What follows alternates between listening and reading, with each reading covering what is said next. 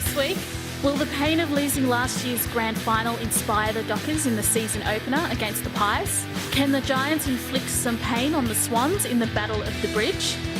And how many Tigers will it take to stop Gary Ablett Jr. when Richmond meet the Suns on the Gold Coast? All this and more tonight on Marngrook.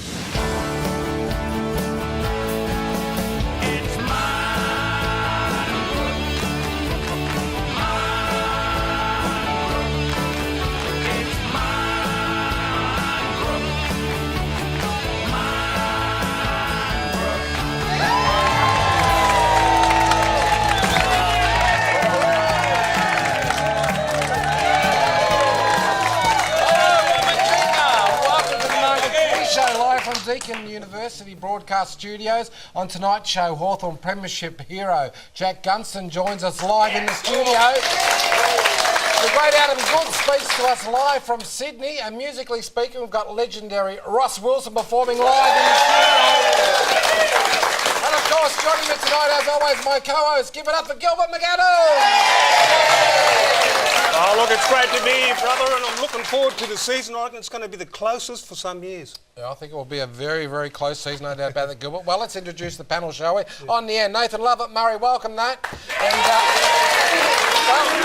it's always great to have you back at Marngrook, but how are you enjoying life after footy? It's been good. No more pre-seasons, no more training, so yeah, just taking it easy. And Layla, what about the Bulldogs? Do you think they're going to go all right this year? I think they will. Hopefully they'll get a few more wins under the belt, and it'll be good to see how Ryan Griffin, the new skipper, goes this year. And, well, Chris, we've got a... I noticed over the summer that you had a bit of a beard happening. What was the story with that? Yeah, you're looking just a little bit bit like Chuck going Norris. on. Just couldn't afford the razors at the time, Grant, so I just had to let it go a little bit. But you told me to take it off straight away.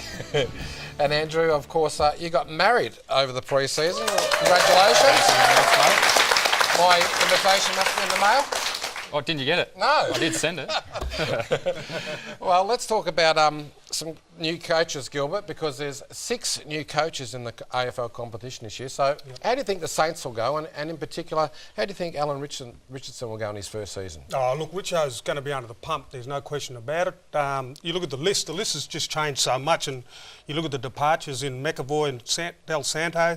Milne's retired. You know, they've picked up a couple of good young kids in Gunston and Billings. They picked up Savage, Billy Longer from Brisbane, and also Delaney. They haven't got a lot. They've got a lot of injuries at the moment, Grant. Lenny Hayes, obviously, with that suspension. Jack Stevens, he's going to miss the first 6. Sammy Gilbert's injured again. So, look, it's been an interrupted pre-season for them, but they need young people like young Stanley, Tommy Lee and Sipos to stand up. It's going to be a long year for St Kilda, and I don't think they'll win too many. Okay. Well, Layla, the Demons, they've got a brand new coach in Paul Roos, so a lot of Melbourne fans are over the moon at the moment. That's right. Paul Roos, of course, the new coach, at Melbourne, and he's had a great record up at the Sydney Swans. He only missed out on one finals season while he was up there in 2009, with the exception of 2002 when he took over the helm from Rodney Eade. But a huge job, of course, because Melbourne haven't been in the final since 2006 under Neil Danaher. But, you know, he's got a few new assistants, Brett Allison, former North Melbourne Premiership player, his good old mate, John Stone, and also 2 former Swans players in Daniel McPherson and Ben Matthews, and a whole bunch of new players as well. Yeah, I think the Melbourne club will go all right this year. They'll move a couple of spots up the ladder. But Chris... Gee, she's done her homework. She has. Keeping you on your toes, Gilbert.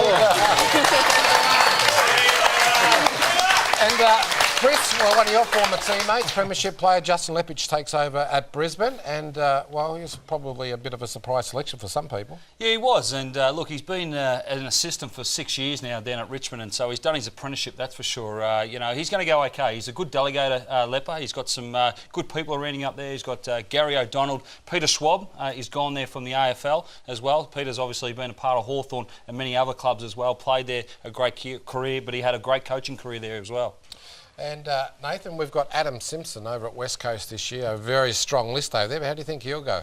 Yeah, I think if you look at their form in the pre-season comp, it hasn't been too bad. And you know, with Adam Simpson, I remember as a player, you know, he was always a very smart player. So I think what he'll bring to that club, they should do really well. I was going to ask Nat. Look, 12 months ago, a year and a half ago, they were saying this side was going to finish top of the ladder. Last year, they had a very disappointing year.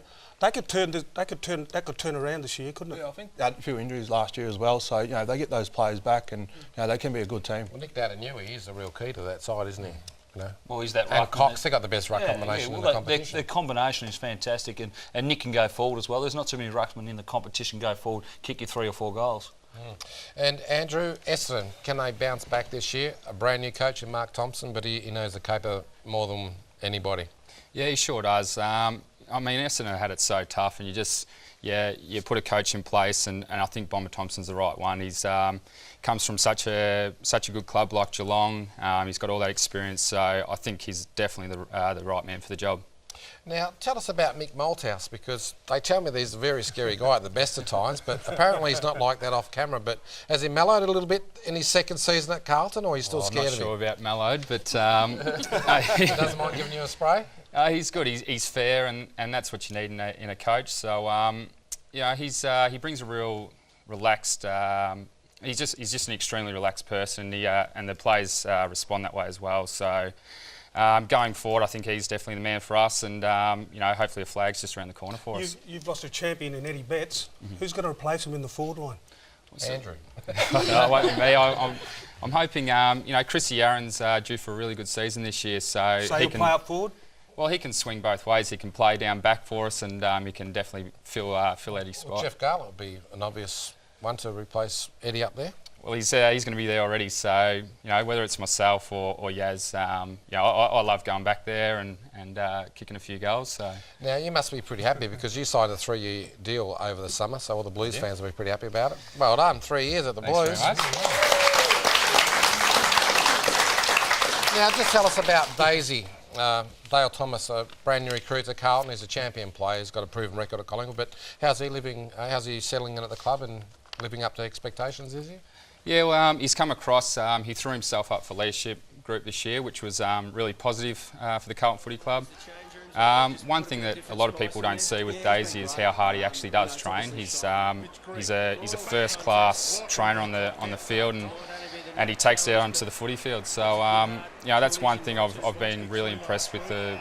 Daisy's balance with football and life is just outstanding, and those young kids at the club are already looking up to Daisy as a role model. Hey, what position will Daisy play, you reckon? We need a bit of spark through the midfield and definitely need some dash off half back. But the beauty about Daisy coming across, mate, is that he can play forward, he can play half back. But I think he's best when he's showing his flair off the wing, or even when they put him in the guts. He's definitely talented enough. And as supporters would have seen in the NAB Challenge games, his attack on the ball is first class. So looking forward to seeing him in a Blues jumper. Like the legend himself, Chris Judd, we know that he's getting on a bit. He's not going to start the first couple of games, obviously, but people in the middle, we talk about Gibbs. He's out of contract. He's a player that can play in the midfield. You've got Murphy and you've got Daisy Thomas. Yeah, that's right. We've definitely got the guys to rotate through the midfield with Juddy not playing, and I think that's the beauty about Chris Judd. He came to a club that was down. He had 3 or 4 years where he's just a champion player. He won another Brownlow medal, and what he's been able to bring across to the Carlton Football Club is just his years of experience and knowledge of the game. And even our young guys like Tommy Bell and Jared Keisha are learning off Juddy pretty quickly. So we've definitely got the guys to run through there, and hopefully we'll have a successful year. Okay. Well, Layla, time to get this week's AFL news. Thanks, Grant. The Pies have been hit hard with injuries to key position players Ben Reid and Jesse White, but coach Nathan Buckley is remaining upbeat about his team's chances against Fremantle on Friday night. One player or another is not going to be the difference for us. It's going to be how we approach the contest. As I said, we'll have 22 really fit players who will go into the game against a side that everyone's touting as premiership favourites. So that's the challenge for us. Ross has said himself that they're probably 3 weeks shy in their pre-season, so it's not a bad time to have a real crack at them. Sydney defender Nick Smith believes the Giants will be a different proposition this year with the addition of some big names to the side. They're getting better every year. We're under no illusions they're going to be really competitive this year. They've got Shane Mumford, Heath Shaw, so they've picked up some really good players as well as their younger players getting a bit older and more experienced. After a breakout 2013 season from the Power, Port veteran Kane Corns believes the club is looking even better than this time last year. It's hard to put an exact number on it, but obviously we're much better off than we were this time last year. 2 years into our game plan, another pre-season into some of our younger players, so that's always going to help. Certainly how much that counts for on Sunday night, I'm not too sure, but I think we're at a pretty good place as a group. And I'd like to take this opportunity to pass on our deepest sympathies to the family of Dean Bailey, who tragically passed away this week. He was a much-loved coach at Melbourne and also a popular figure at Port Adelaide and Adelaide, where he served as an assistant coach. And of course, he'll also be missed by his former teammates and friends at Essendon, where he played 53 games. All of us at Marngrook were saddened by his passing. Now guys, we have a few great photos to start off Snap of the Week this year. First up, Catherine Marnie from Sydney with a few of her friends from the Sydney Swans cheer squad at last week's Fan Day, and apparently it was a successful day all round. Next we have Joe Tanner with St Kilda's Tom Curran while the Saints were in Wodonga last week for a community camp. Always great to see the players going to regional and remote communities to share the love of footy. And lastly, we have Melinda Sheckle's son Callum from Perth in WA, all decked out in his Fremantle gear, ready for last year's grand final. Unfortunately, they didn't get up for you, Callum, but it is a new season, so we'll just have to wait and see. If you'd like to share your footy photo here with us, go to the Marngrook Footy Show website, marngrookfootyshow.com.au. And now for my tips for this weekend's game. Fremantle to beat Collingwood, Sydney over GWS, Richmond over the Gold Coast, and Port Adelaide to beat Carlton. Well, Sorry, you. Andrew. Thank you, Layla. We'll catch up with you later on in the show. Sure will. Okay, folks, we'll be back after the break with Jack Gunston. Stay tuned.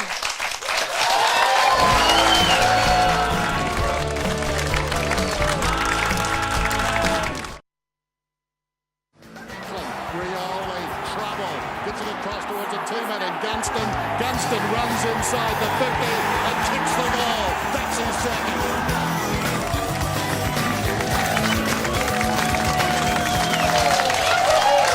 Welcome back to Marngrook. Well, it's an absolute pleasure now to introduce one of the heroes of last year's premiership. Please welcome Hawthorn's Jack Gunston. Good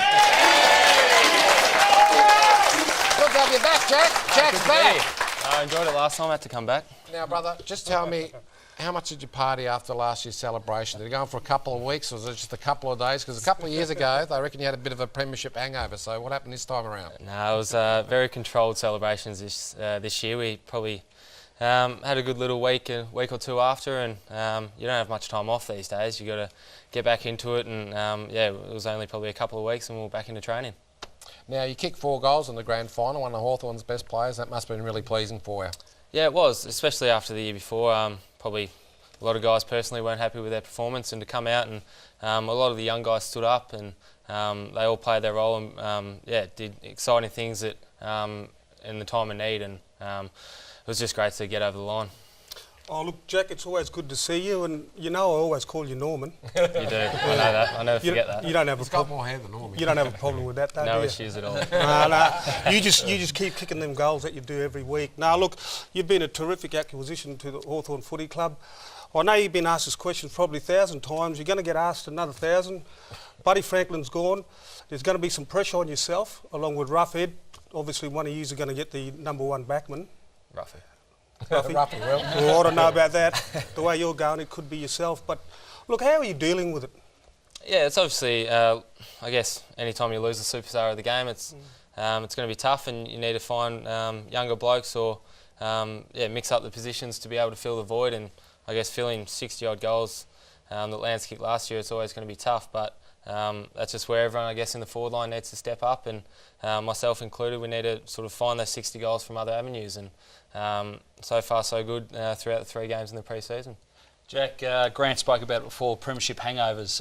When you come back after winning a premiership and you look into a pre-season, what's this year's pre-season being different compared to other pre-seasons that you've been a part of? Yeah, it's probably been a lot more controlled. Obviously, we're probably one of the last teams to come back, so we came back and made sure that everyone was in shape, which they've done their programs over the break, and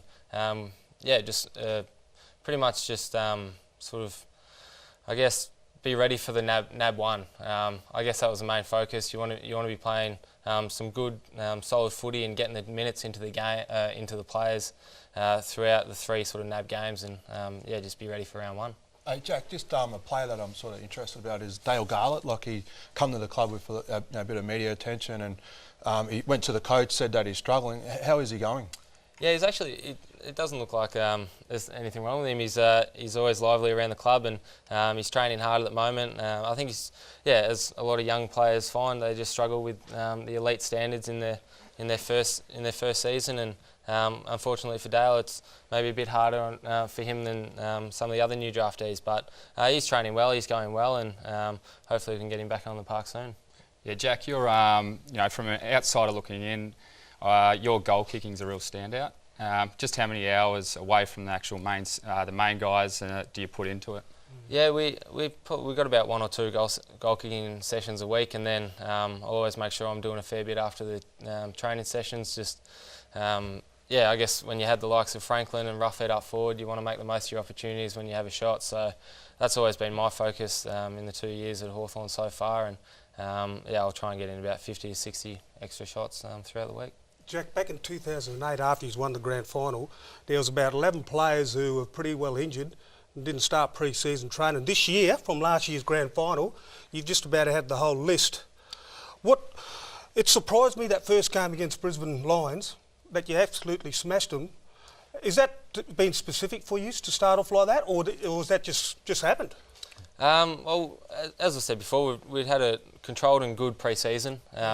We had a pretty much healthy list other than a couple of Nireco blokes that we had last year, and it was good to see them coming back into the side as well and performing. And I think we're hungry to.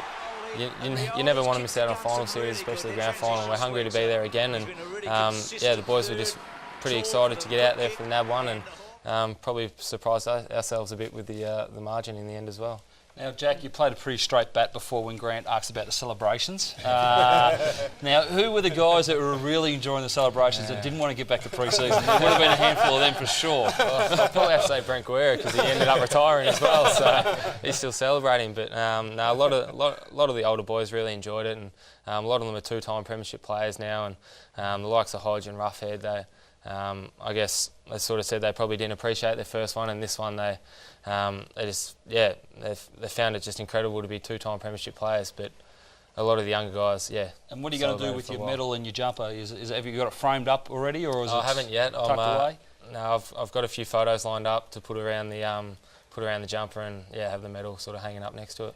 Jack, did you actually look like last year like you were planning, if Buddy leaves the club, that you had a new structure in that forward line? Because Hale and yourself and Rioli, there was a different sort of structure from the previous year. Was you maybe contemplating that he might be leaving, and because he wasn't as dominant as what he had been in the previous years. He's won the Coleman medal twice, but last year just looked like he was cruising along, and you guys really stood up. Yeah, it was probably just more of a focus, just to have different avenues to goal, I think. No one knew if he was going to stay or go, and obviously you have to prepare for the worst, but we saw a lot of guys like Luke Bruce and Paul Pioppo kick their sort of 30 to 40 goals as well, and that's what you need up in the forward line, just multiple options, and you don't want to be relying on one player, I guess. Yep. I was going to ask about your recruiting's been magnificent. You picked up Gibson, and then you picked up the other player. And then you got McAvoy now as well. Yep. So he's going to obviously be in the ruck now that you lost Max Bailey. Ben McAvoy's been a great pickup for us. It was probably a bit of a surprise to a lot of us at Hawthorn that we were able to get a player of his quality, and he's had a great pre-season, and I know he's just itching to get out there in round one. He's one of the boys that really wants to earn the respect of the players fast and get as a ruckman, I guess you need the good chemistry straight away with your midfielders. So he's been a great pickup, along with Brian Lake, obviously, last year, and Josh and David Hale the years before. So is he going to win the Norm Smith medal this year? Who's that? McAvoy. Everyone else does. Brian did. Hey Jack, just still Rioli, will we see a bit more of him in the midfield this year? I'm not too sure. I think he's obviously that first NAB Cup game he started on half back, and actually played probably too well. He might find himself back there a bit. But he goes for the midfield, I think, just to release that sort of the pressure that he has up forward. I think getting tagged week in, week out isn't easy, and yeah, it's obviously exciting for us and the fans when he does get in that midfield. Jack, when you found out that Buddy was leaving the club, what was your thought process? Like, Buddy's got more goals for me, or more money for me, more girls for me? What was it? Be honest. I'll say a couple of those cross my mind. I won't say which one. Tell us about Alistair Clarkson. What sort of coach is he behind the scenes? Like, a bit like Mick, because you only see that public persona of him. What's he like? Is he have a bit of a joke with the players? Yeah, he acts like a child, I reckon, at times. He loves a practical joke. Him and Sam Mitchell are always stitching someone up each week. But he's a very caring coach, and always wants the best for the players. And he's a coach that makes sure we do something outside of football, because he knows it doesn't last forever. And yeah, he's the first person you can have a joke with, but you want to pick the right times, because you can get pretty serious. All right, Jack, just stick with us. We've got a few more questions to ask you, but we go to the break, and here's a Layla Gurui fact about the Marngrook game. Did you know that Hawthorn's original nickname was the Maybloons? When the club entered the VFL in 1925, it wore a brown jumper with a golden V. It reversed those colours in 1933. The all-yellow jumper with the brown V earned Hawthorn the nickname the Mustard Pots. In 1950, the club decided to change its jumper to vertical brown and gold stripes. It was felt that the stripes would make them look taller and therefore more intimidating to their opponents. It didn't work. Hawthorn didn't win one game in the 1950 season.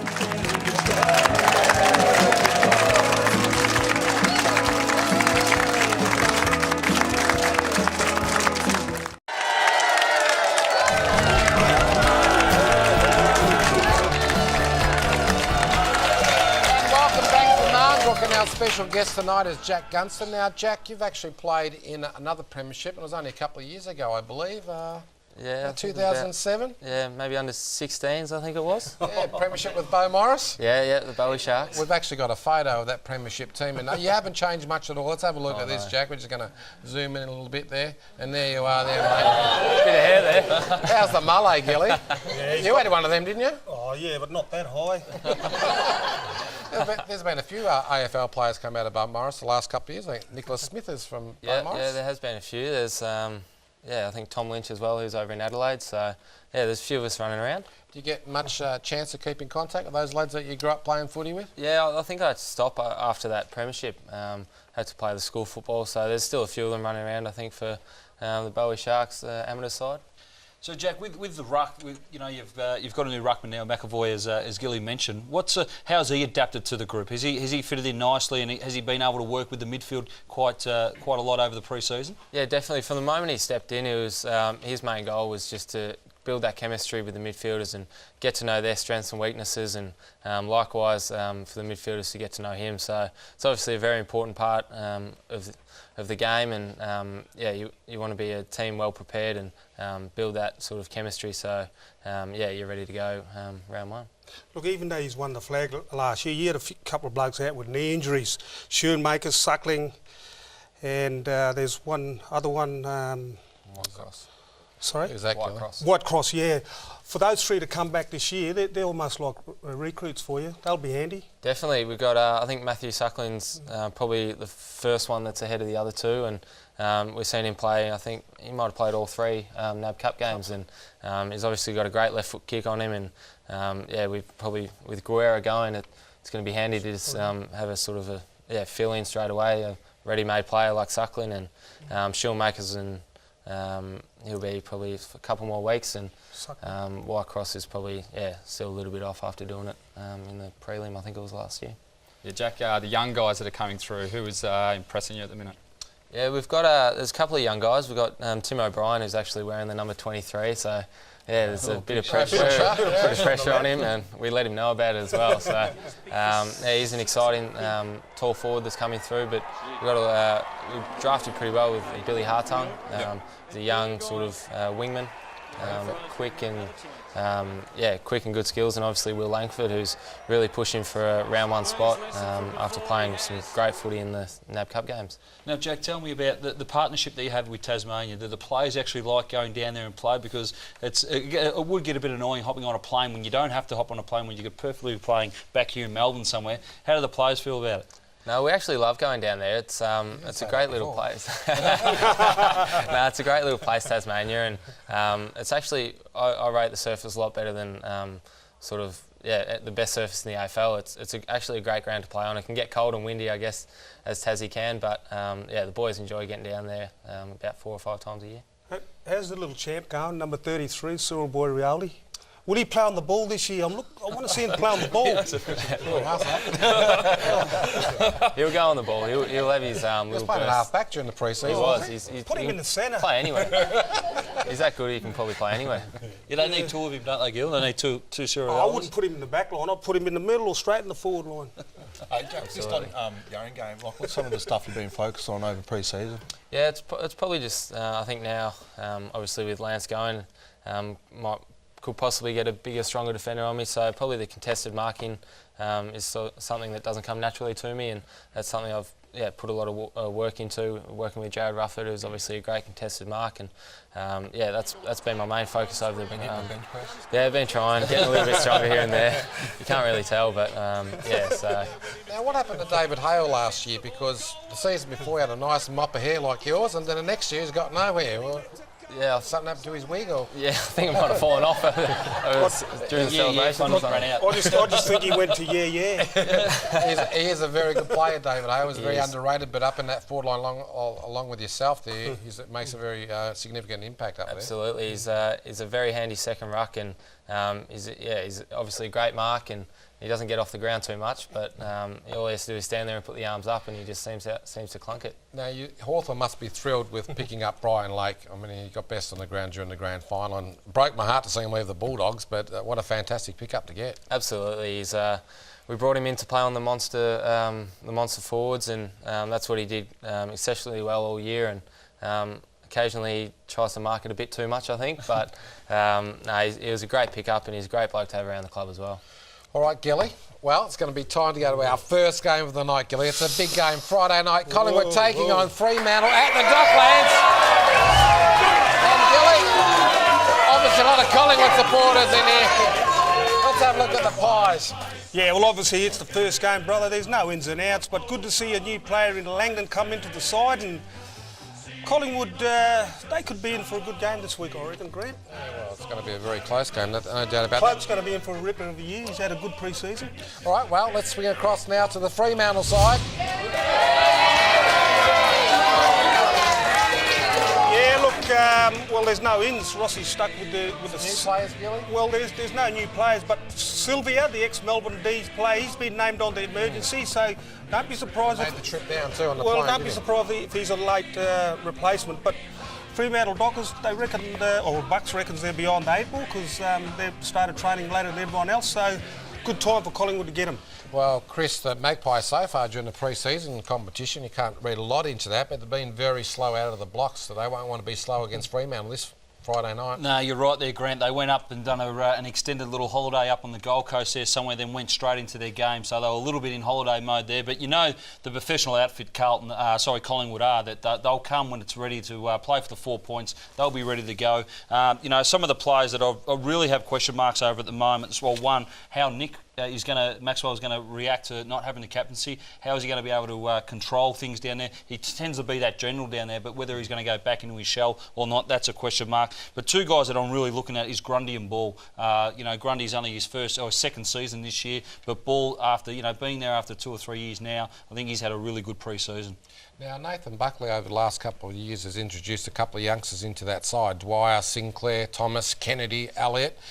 They're the sorts of players that have to go to that next level if Collingwood's going to be a powerhouse this year. They have to step up. Well, you just can't keep relying on the Swans and the Pendleburys and these type of guys. You've got to get those younger guys that have got that haven't got as much experience to keep standing up, and they have done in the last couple of years as they've come into the season and into the competition. But they need to keep going on with it. They can't just get a third-year Blues or a second-year Blues. They've got to keep going on with it to help those bigger name players out.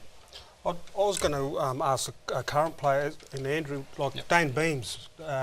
He obviously was missed for them last year, and during the pre-season, he's actually been like the second highest possession getter throughout the pre-season. He's a key player, and it'd be good for them to get him back in the side. Yeah, I think he flies under the radar a bit. They've got so many good guys going through that midfield, and He's extremely hard to match up on it, especially if he's running off a wing. He can run all day, but he's got a lot of strength around the ball. So do you put a runner on him, or do you put an inside midfielder on him? So yeah, like you said, he can add another dimension. He can also go forward and kick a goal. So yeah, he's a great player. Nathan Fyfe is a very good player for Fremantle, a very dangerous player. Collingwood need to watch him very closely because he'll win a Brownlow, I reckon, before his career's finished. But he'll probably pick him up. Would you think? Yeah, I think he's a superstar, and he needs to be watched. And probably a player that plays that tagging role at Collingwood, Brent McCaffar, is someone that could go into that role and play on him. He does play high. He does play very tall for his size. So another player that they could play is Tyson Goldsack to stop him from taking those big marks. And Jack, Collingwood's forward line, if Cloak doesn't fire and then Reid doesn't go there and he doesn't fire, where do you reckon they're going to get their goals from this year? Because they really rely on him a lot, don't they?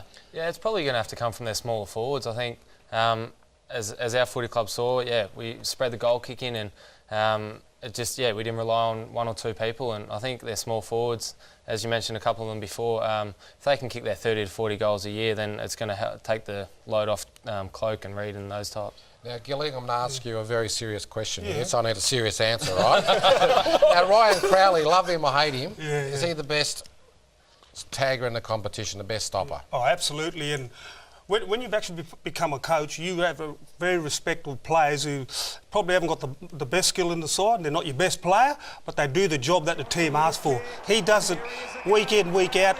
He stops the opposition player, and more importantly, he adds a bit of aggression to the side. And look, he's a leader for them. He's a great player. He's a player that who could become a captain for them, I believe. Yeah, the other thing with Fremantle too, look, they went up against the Bulldogs in the second round of the NAB 18 days of footy, and they weren't.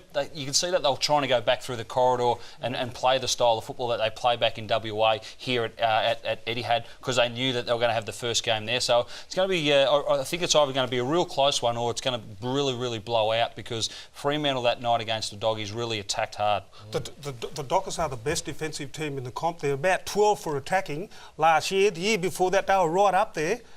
They need to kick more goals to put opposition under pressure. And the numbers against them too, Gilly. They've played 40-something games and they've only won 14 so at Etihad Stadium, so the challenge is up for them. Andrew, Colin Sylvia, a pick-up from Melbourne to Fremantle. He should be a good recruit for them because they need a few more goal-scoring options. They rely on Walters and Ballantyne, those small guys. He's small himself, but he can kick a goal. Yeah, absolutely. I'm good mates with Cole. Played at Bendigo Pioneers with him, so... I had a good chat to him over the break. I caught up with him, and he's really looking forward to going to a new club and just freshening up. And he adds a real different dimension to that side. You know, you got your two smalls, and you got Colin Sylvia leading up. It's a pretty potent forward line now. Matt, what about Mickey Walters at the moment? He's really changed his career around, hasn't he? Yeah, I think the last couple of years he's really matured, and the defensive pressure that he's putting on since Ross Lyon's been at the club has been really fantastic. But he's also kicking goals as well. Yeah. Jack, let's talk about Sandilands because they've been talking about him all week so far. Yeah. But he's such a big bloke, a mountain of a man. And how does one set up against him when you're playing against him? What do you do to try and nullify him? Because you can't out-tap him. I think the only one who can do that is probably Nick Natanui. Otherwise, you're pushing. Step on his feet. Yeah, you got to try something. Take a chainsaw and cut his legs off or something like that. So you rove to him, or? Yeah, I think that's how we went about in the grand finals. Work out sort of his hit spots and just try and disrupt their midfielders from having hit outs to advantage. And I think obviously worked for us last year, but I think a lot of the teams sort of just try and crash and bash or just have the third jumpers. I was going to ask you about the Dockers backline when you would have played, obviously, McFarlane. He seems to be their spiritual leader down in the backline. Not just him. What tribe is he from? Oh, well, we'll just say he's from the Fremantle tribe. Good answer. Yeah, so, look, what sort of, as a forward for an opposition club against the Dockers, their back 50 must be pretty crowded. Yeah, it definitely is. Obviously, as you said before, the number one defensive team, and they're good at getting their numbers back. But just one-on-one, they're also a quality team as well. They've got Michael Johnson, who was an All-Australian last year, and he had a great game, great final series even. And obviously Zach Dawson down there as well. But Luke McFarlane, I think he's probably one of the older guys in that team, but he doesn't look like it. He's quick and he's agile, and he's a quality defender as well. Who usually picks you up when you play against Fremantle? I had Zach Dawson in the final, grand final. Now, last year when you guys went up against Collingwood, who was the number one guy that you really wanted to lock on? Like who was their barometer that sort of got them going and got their sort of wheels going? Pendlebury's, their sort of spiritual leader. I think he's the one that you really got to shut down. But then the problem is if you shut him down, Dane Swan can sort of pop up and get a heap of possessions as well. Look, I was going to ask Andrew, Travis Cloak, he's sort of, he's a player, one day he's going to kick you 7 or 8, next day he kicks 1 goal 4 or 1 goal 6 or something like that. His pre-season form looks very good. I reckon he's actually put a bit more muscle on. This new rule with the body to body, it's going to help the key forwards, I reckon. This will go in his favour. Are we going to see forwards kick more goals this year? I hope so. And you talk with that new rule? Yeah, I think so. It can fall both ways. So it depends. A lot of defenders are taught to play in front of their opponent now. So and they're just adjusting with the rules as they go along as well. But I mean, Clokey's a 50 to anywhere from 50 to 80 goals a year sort of player. So if he can kick more, he's going to be a 100-goal player. You'd love that, Walks. If you go to forward line and the defender plays in front of you, you'd love that, wouldn't you? Absolutely. Another mark of the year coming up. Andrew Walker over the top.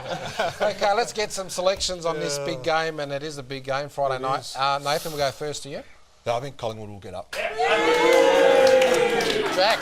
Yeah, I'm going to continue on, and I think I'll go with Freo. Okay, Chris, your selection. Yeah, I reckon I'm going to go with Jack. I think Freo have got the manpower to do it. Andrew? Best defensive side, I'll go Freo. I'm sticking with Fremantle too. I think they'll be too strong for Collingwood. Gilly? I'll tell you what, Collingwood supporters, they are going to be under the pump the first 6 weeks. They could probably win 2 out of 6 for the first 6 games. You're looking serious. They need to win this game because they need to make a statement early. But on that note, I'm a Ross Lyon fan, Dockers. Well, Jack, it's been an absolute pleasure having you on the show tonight, mate. I hope you come back sometime during the year. Put your hands together once again for Jack Gunston. We'll be back after the break with the legendary Adam Goods. This is Marngrook.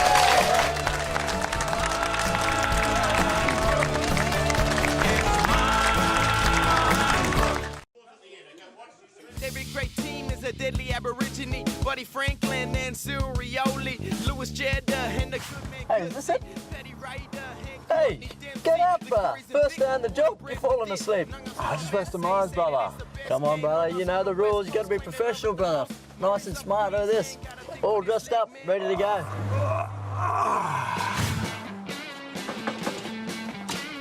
Oh, you're early. G'day, boys. Hey, Simon, how you going? Welcome to my abode. Bailey, can we let him in? What do you reckon, mate? Yeah, you've got the okay. Come on in.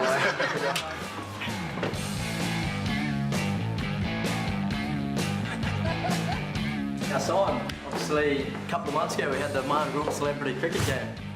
Tell him who got man of the match. I think you got man of the match, didn't you? Is that right? Yeah, made 45 or 14 balls. You had a great job, I think I hit you for a couple of 6 there. So you play a bit of the guitar as well? Well, yeah, I do play guitar. I'm in a band. It's one we started late in life, so it's called Better Late Than Never.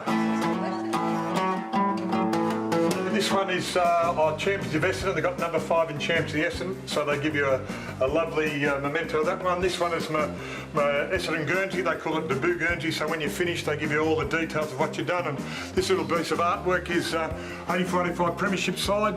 Jamie Cooper did one of those great pictures, and we're all involved. And there's my ugly face in there. It's great. It's great little, good memories. Some great memories from back then. Number 5. He was just telling me he was number 1. Now, Simon, obviously myself, I'm transitioning out of the game. Any advice for myself now that I'm running my own TV show? What about him? No, I think Nat sort of came along just to sort of help me out because of the Essendon connection. Essendon connection. But yeah, any advice for me personally? Well, look, you're off to a really good start because God made lots of people, but he only put the thumbprint on the good ones. Well, Simon, thank you for your time. You're joining us on the show at Deadly Arms with Nat and Flash. Well, where's Nat, actually?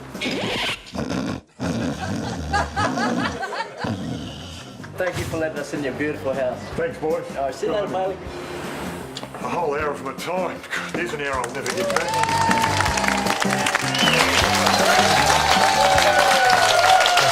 And that was a good start, Nathan, and we look forward to you and Flash and your new segment for the rest of the year. Well done once again. Put together Nat Rat. Well, Gilly, let's go to our next game. It's another big clash. It's Carlton taking on Port Adelaide Sunday night at the Docklands. Gilly, let's have a look at the mighty Blues. Yeah, look, a couple of new players for the Carlton Blues, Cripps and Holman in there, but look, they still got their regular champions and their leader in Murphy and their champion in Mr Walker that we got on the panel tonight. OK, well, let's swing across to Port Adelaide. Had a sensational season last year. Who would have thought they would have went as well as what they did? But let's have a look at their side. Yeah, they want to back it up from last year. They got two new players in Puri and young Jarman Impey. He's an interesting one, Grant. But they want to have another good year to back up last year. I think they will, actually. But Chris, I'll go to you first. Jared Waite, if Jared Waite can stay fit, if Jared Waite doesn't get reported, he's the X factor for Carlton, isn't he? He's probably their most important player. Look, I said it many times last year, Grant, that Jared at his best is unstoppable. If you can get him up and going and keep him in the right mindset to give Carlton every opportunity, whether it's forward or back, he's done it through his whole career. He's gone forward, kicked bags, and he's gone back and done really, really good jobs. And I guess you and him have probably swapped at times, Walks. But if Walks and Jared can fire together, that'll be certainly a lethal combination. Nathan Cruiser, a very, very good ruckman, but does he need to be perhaps a little bit more versatile? Does he need to have run up in the forward line now? Warnock's in a bit of form pre-season. Looks like he's going to probably have his best season ever. Yeah, I think with the sub rule, you've got to have the ruckman that can go forward as well and make an impact. But I think with Cruiser, if he can just make a contest up in that forward line, I really believe Jeff Garlett's going to have a big year this year without Eddie Betts, and he's going to kick 50 goals, I reckon, and hopefully be an All-Australian. I was going to ask Andrew, Port Power, they pride themselves in the midfield and they reckon they're just as good as any other midfield in the competition. That's maybe where the game could be won and lost. Yeah, which they are. They're a fantastic inside team and that's something that we pride ourselves on as well. We haven't been overly successful with it in the 3 games leading up to the season, so we're going to be up against a number 1 side at contested ball and hopefully we can match it with them. Now, Robertson is a real go, isn't he? I reckon he adds that bit of X factor to the side also. He's the one that's got that bit of spark, and when the going gets tough, he gets going. Yeah, he does. He's good fun to play with, Robbo. He just has those games where he comes out like a madman and just wants to kill blokes and pop the footy. So he's interesting and very, very good fun to play with. And like you said, he's a barometer to our side. When he gets up and going, he's that crash and bash and that inside football that we need. If you're looking through the list for this season, who are some of the guys that you think might make some sort of mark on this season that we haven't heard of perhaps? Yeah, I think you already touched on it. First one, I'll go with Matty Cruiser, just because talk about versatility. He's probably the most versatile ruckman in the league. He's just been haunted with injuries, and if he can just get his body right, he could be anything for the Carlton Footy Club. And hopefully the next 50, 100 games, Matty Cruiser really turns into an A-grade superstar. Now, Travis Boak, Chris, he's an absolutely brilliant captain. Last year was fantastic, and he's a really good player for that side, and he really sort of sets a tone for them as well.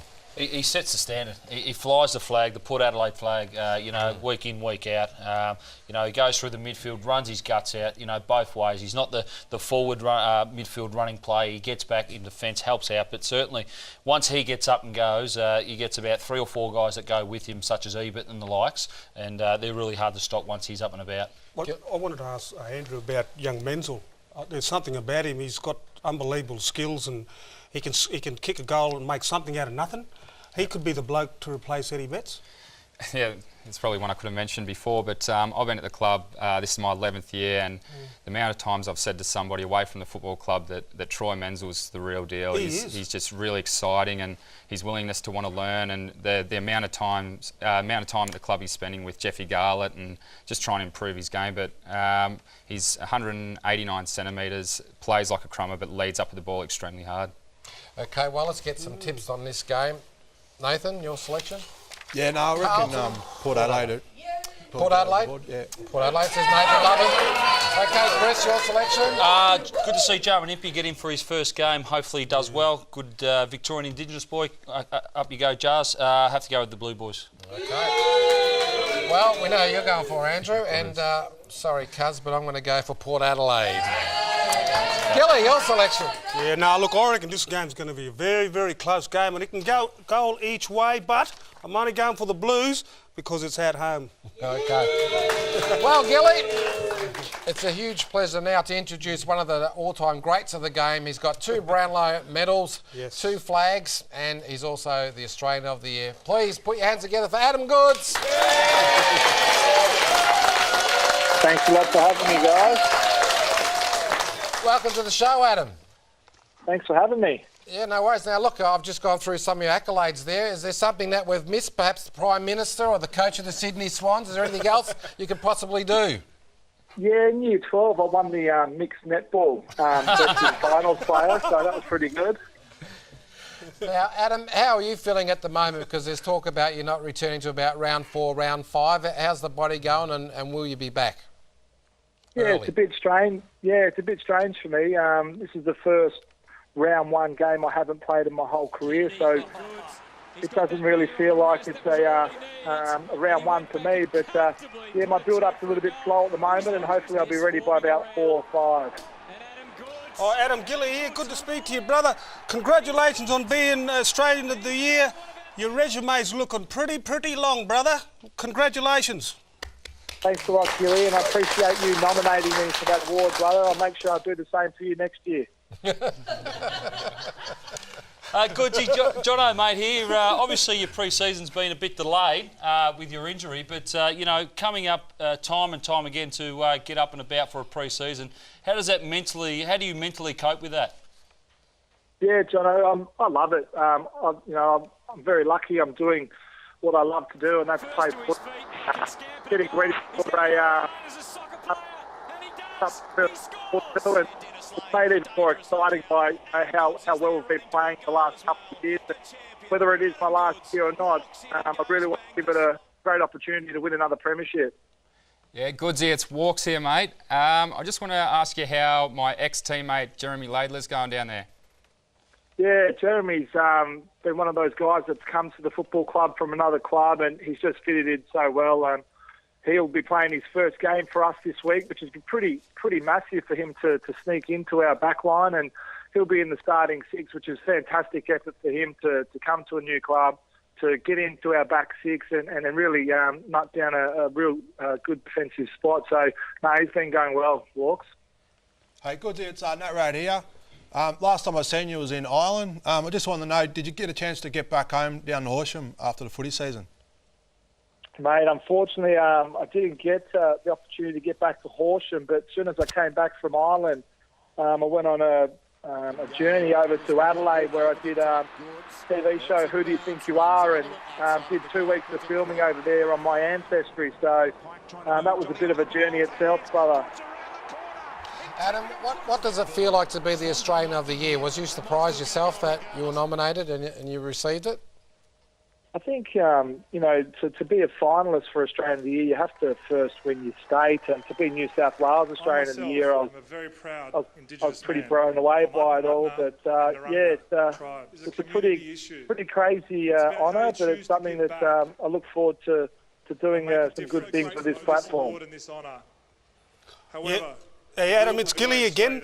One thing with the sides from last year, they always look at how they're going to improve from last year, because every side has to. 3 players that didn't play a lot of footy last year was Jetta, Mitchell and Rowan. They're going to be great acquisitions this year, aren't they? Yeah, they certainly are, Gilly, and don't leave myself out there. I missed a lot of games last year. You got Sam Reid, who missed half a season, and Lewis Roberts-Thompson as well. So you put those guys back in that side, and that little recruit we got up there at centre-half forward, Buddy Franklin, it's not a bad sort of team to try and get into. Hey, Goodsy, it's Nat Rad again. Just want to know, have you been thinking about life after football, and what are you planning to do? What was that question, brother? Just life after football. Have you got any plans of knowing what you want to do? Yeah, I think for me, brother, I'm really fully committed to getting another season out of my body. My contract finishes at the end of the year.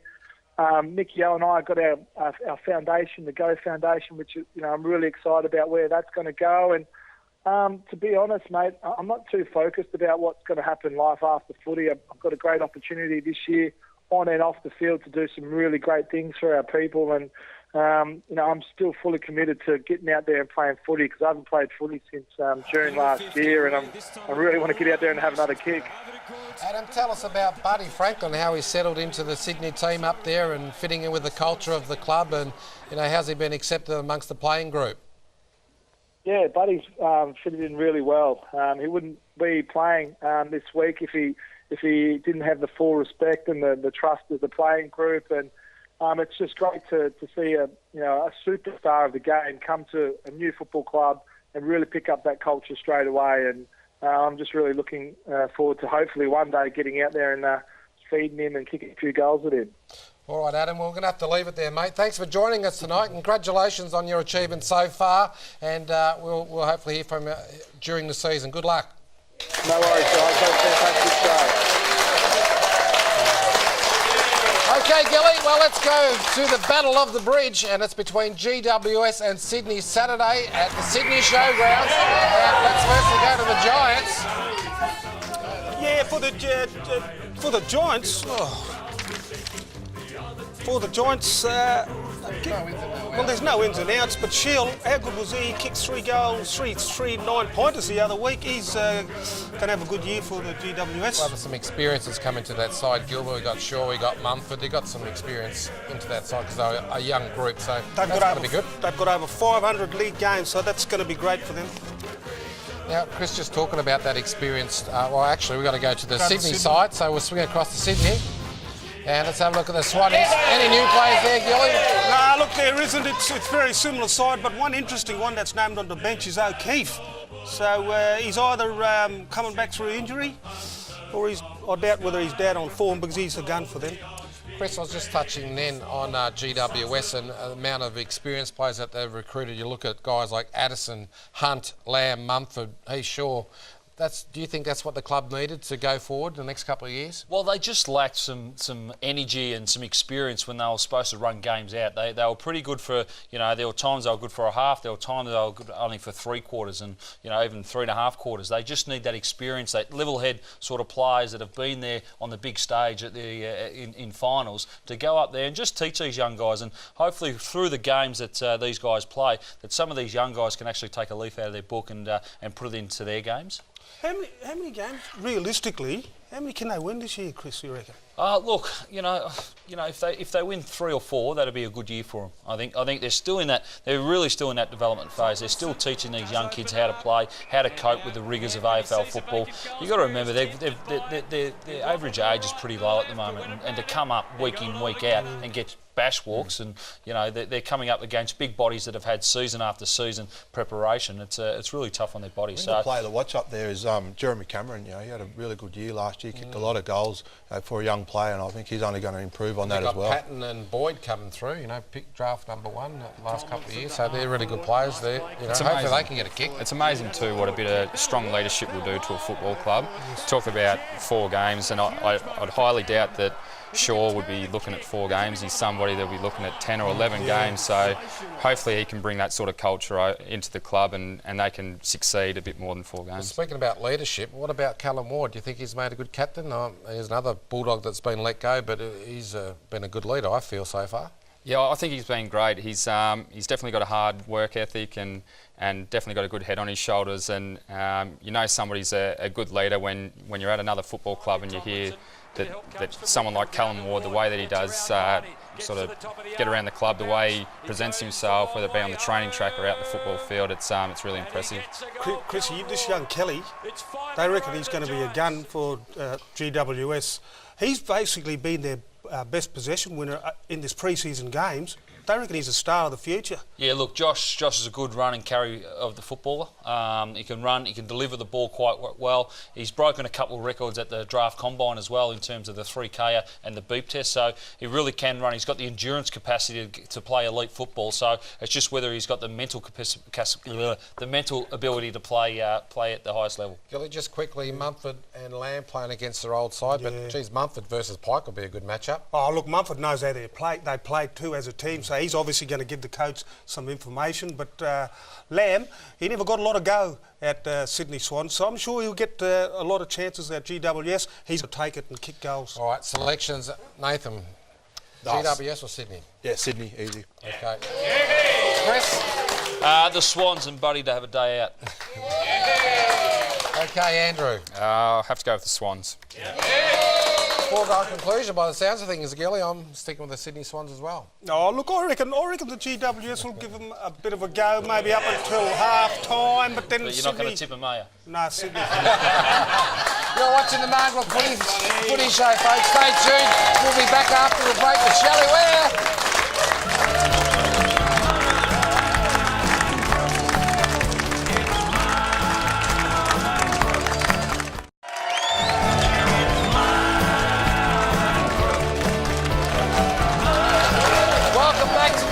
Well, let's go straight to our next game. The Gold Coast Suns up against Richmond Saturday night at the Gold Coast Stadium. Gilly, let's take a look at the Gold Coast, and some new players have come in or not? Yeah, good to see Lemons in there with Cameron and this young kid from Broome in Western Australia, young Martin. Good to see him in the side. He's a very, very handy player. Well, let's swing across now to the Tigers.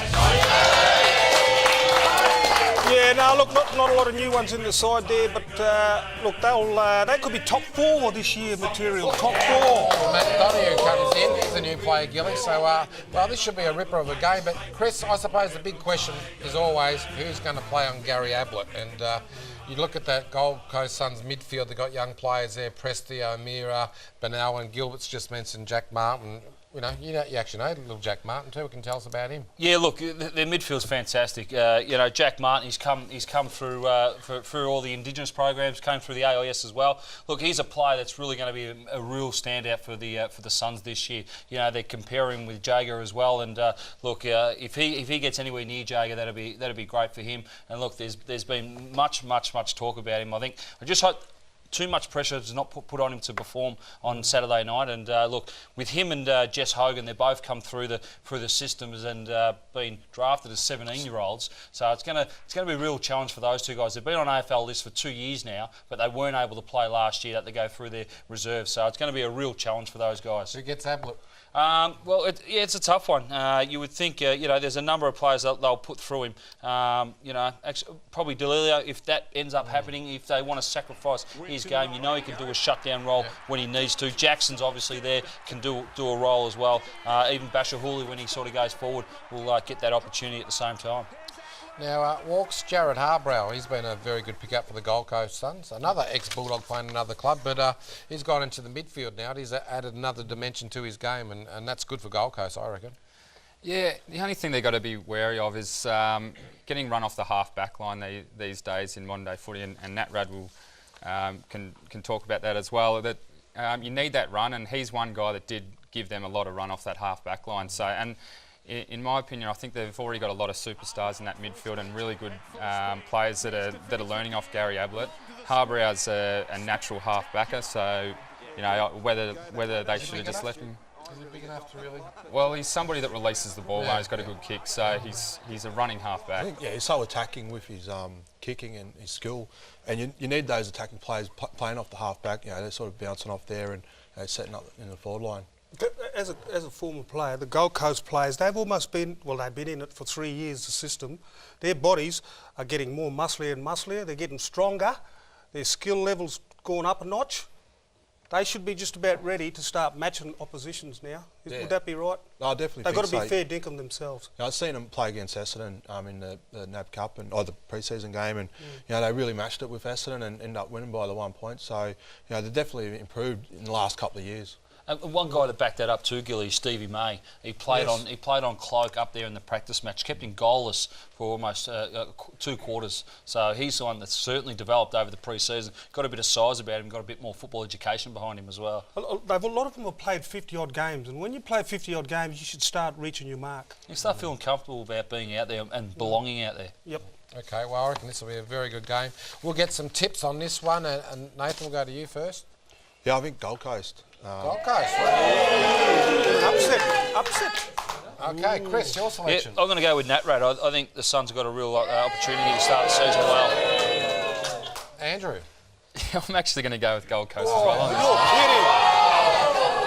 Well, my cuz, I'm going for the Tigers. I like the way they play. They play exciting footy. Well coached too. Gilly? Oh, look, don't get us wrong. Gold Coast, they'll come out far and they're getting better. But you know what? Richmond have come too far in the last 2 years to let this game slip. They'll make a statement and win this. Okay.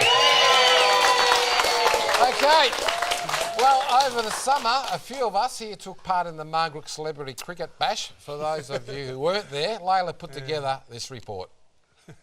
It was a stinking hot Sunday, February afternoon when the St Albans Sports Club presented the charity cricket bash between the Marngrook gang and the Allies, where a mix of former AFL footballers, music legends and sporting identities all got together for a good cause.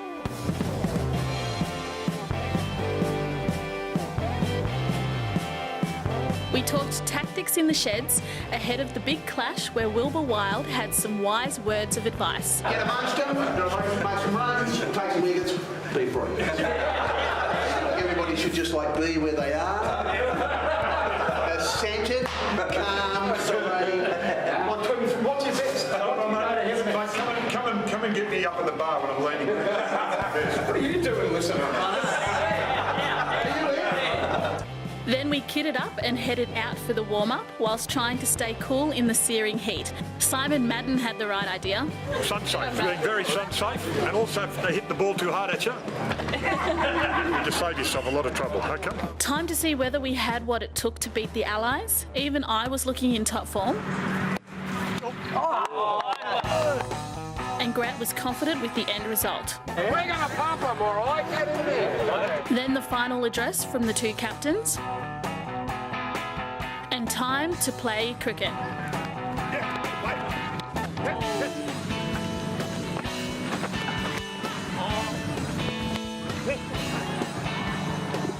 That's how you hit them. That's how you hit them, like that. Just the sheer pace at which I thump into the turf.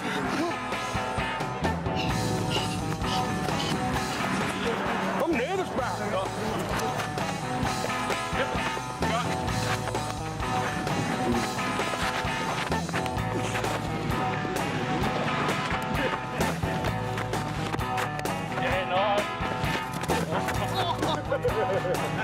Do we actually count that ball? Does it actually count? Oh, well.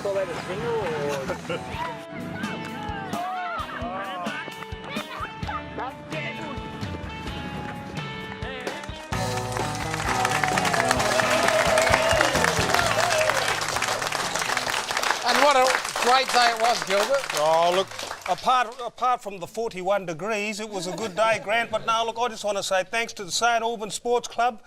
Thanks for putting up with us, basically. Okay, it's time to go around the grounds. Give it up for Shelley Ware! Welcome, Shell. Give us your deck, Carly. Thanks, Grant. Well, it was a great day, wasn't it? And we were best on ground, the two of us. Yep. That actually gave me the ball, which was great. My son loved that. So that was good. Now, every Thursday, I will be looking back at games of past from each round.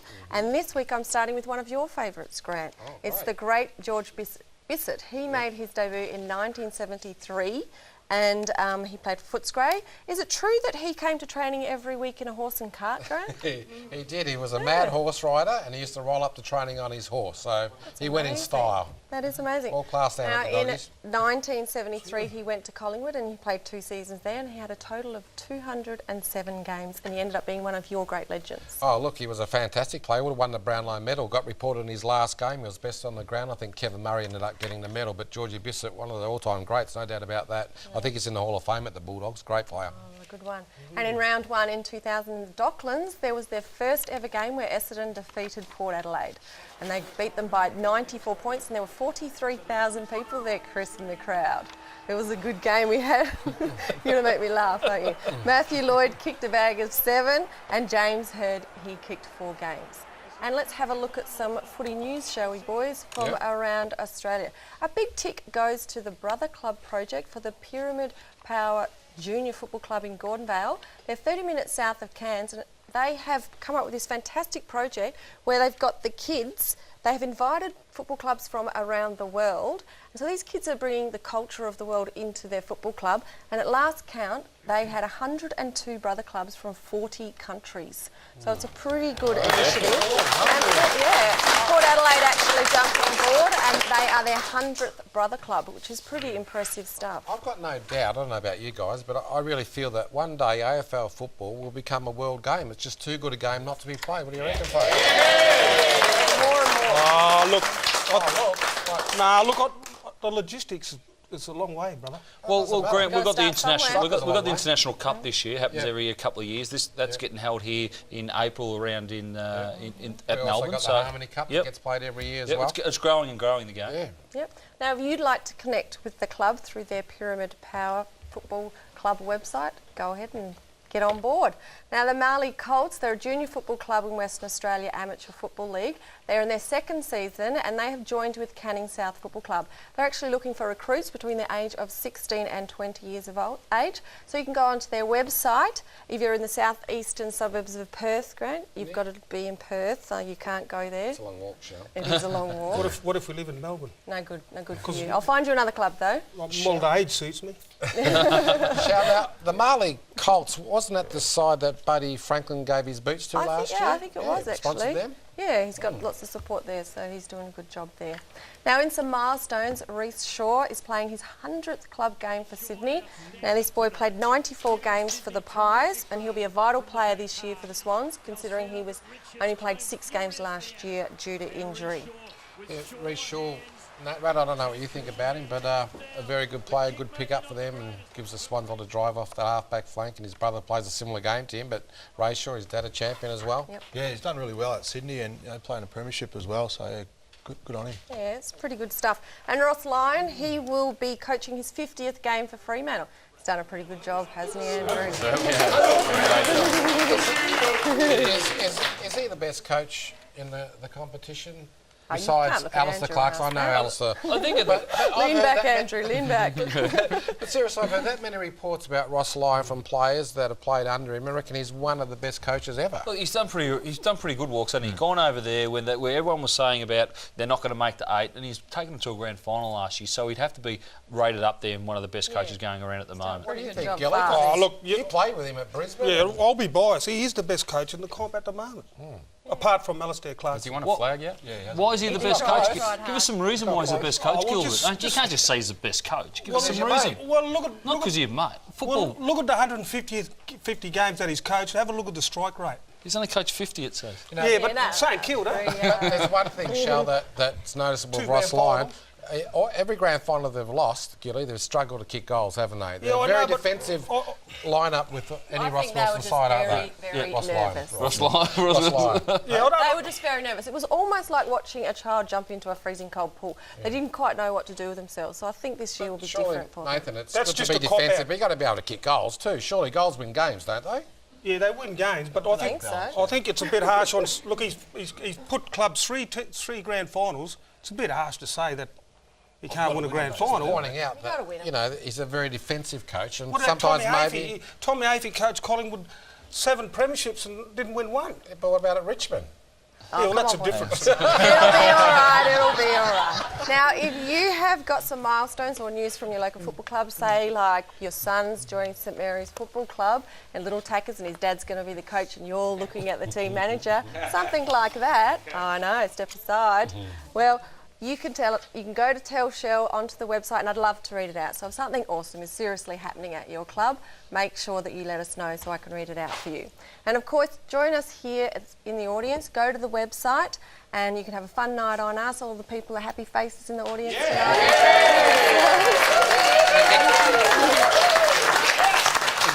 Get to meet Gilbert as well. Get to meet Gilbert. All the spunks up here. Don't forget Layla and Shelley. Now, my tips this week: Freo over the Pies, Sydney to beat GWS, Richmond will be too good for the Suns, and Carlton, of course, over the Pies.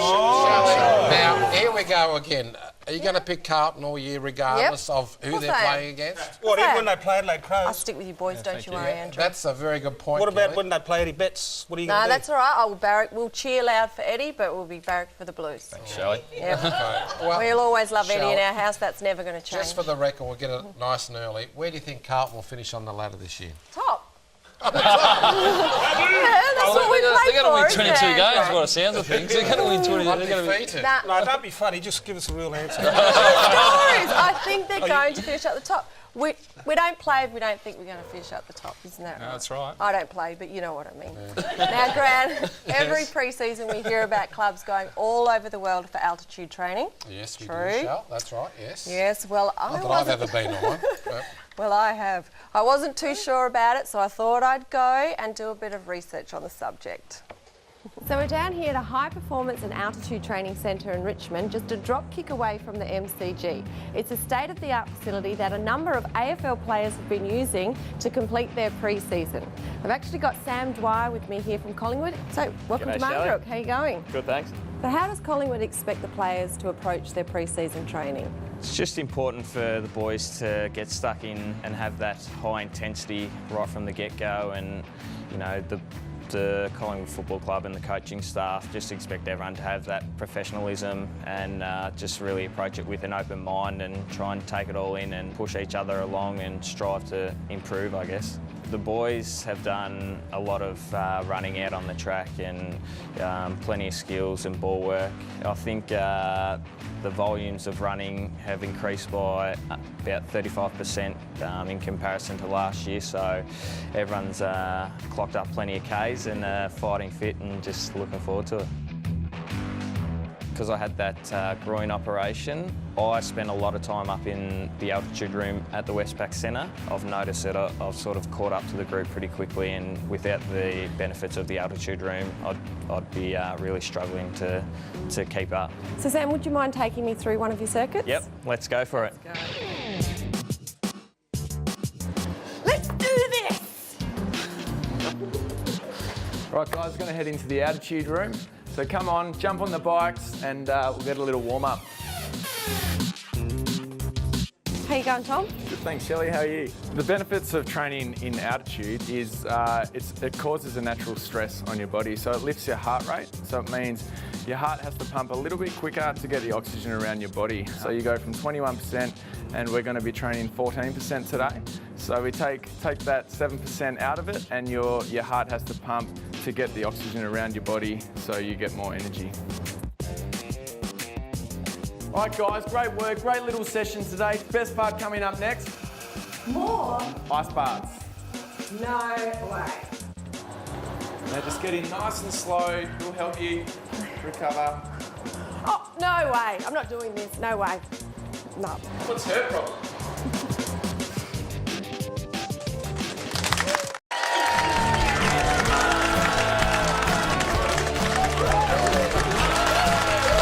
And welcome back to the Marngrook Footy Show. Well, it's been a huge night tonight. Thanks to Jack Gunston and Adam Goods for joining us. And of course, the panel. Put your hands together for the panel.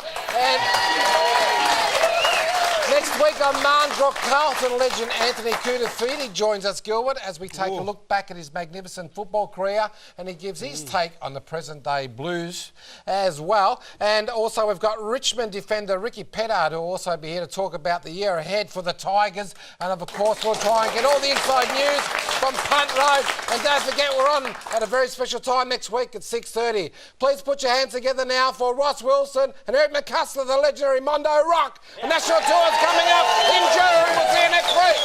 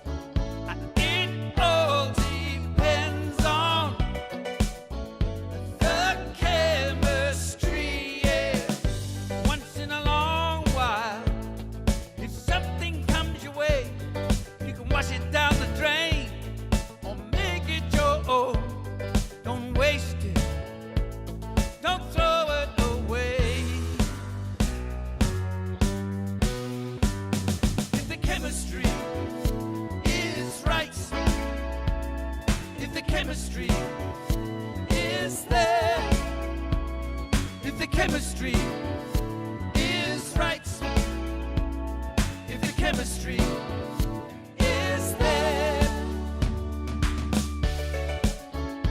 you sit and wait, and you stay at home, you hesitate, you end up alone, but once in a long while, if something comes your way, you can wash it down the drain, make it your own, don't waste it, no, no, don't throw it away, oh no, if the chemistry is right, if the chemistry is there, if the chemistry is right, if the chemistry